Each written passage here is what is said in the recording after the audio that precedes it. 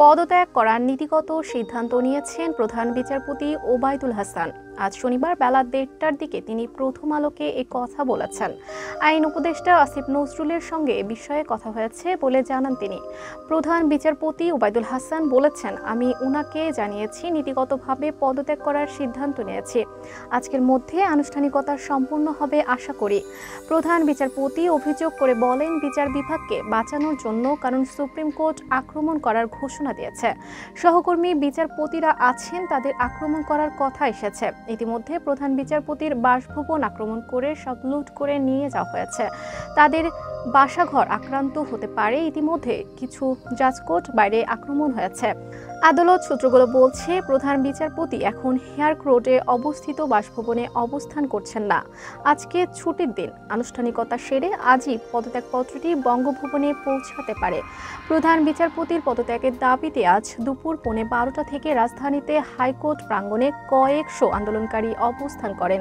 দুপুর 12:30টার দিকে বৈষম্য বিরোধী ছাত্র আন্দোলনের সমন্বয়ক এবং যুব ও ক্রীড়া মন্ত্রণালয়ের উপদেষ্টা আসিফ মাহমুদ সজীব ভুঁইয়া সামাজিক যোগাযোগ মাধ্যম ফেসবুক পোস্টে জানান, প্রধান বিচারপতি সহ আপিল বিভাগের 7 জন বিচারপতির পদত্যাগের দাবিতে এই অবস্থান কর্মসূচি চলছে।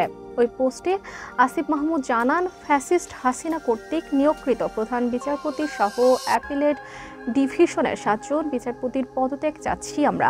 জেলা জজ কোর্টের সঙ্গে এর কোনো সম্পর্ক নেই। বৈষম্য বিরোধী ছাত্র আন্দোলনের সবার প্রতি আহ্বান, কোনো জেলায় জজ কোর্টের দিকে অবস্থান নেবেন না।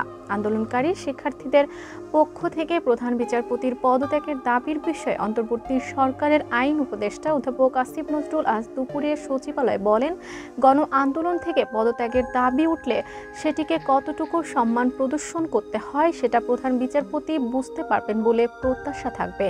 পরে প্রধান বিচারপতির পদত্যাগ করার নীতিগত সিদ্ধান্তের কথা জানানো হয়। বেলা 2টার দিকে সেনাবাহিনীর অনুরোধে হাইকোর্ট প্রাঙ্গণ থেকে সরে যান আন্দোলনকারীরা। আজ সকাল 10:30টায় প্রধান বিচারপতির নির্দেশনা অনুসারে ফুলকোর্ট সভা ভার্চুয়ালি অনুষ্ঠিত হওয়ার কথা ছিল। সকাল 10:15টার ফুলকোর্ট সভা বন্ধ করা হয়েছে বলে জানানো হয়। ফুলকোর্ট সভা নিয়ে বৈষম্য বিরোধী ছাত্র আন্দোলনের সমন্বয়ক এবং যুব ও ক্রীড়া মন্ত্রণালয়ের উপদেষ্টা আসিফ মাহমুদ সজীব ভুঁইয়া তার ফেসবুক পেজে সকালে স্ট্যাটাস দেন। তিনি বিনা শর্তে প্রধান বিচারপতিকে পদত্যাগ করতে ফুলকোর্ট মিটিং বন্ধ করার দাবি জানান স্ট্যাটাসে।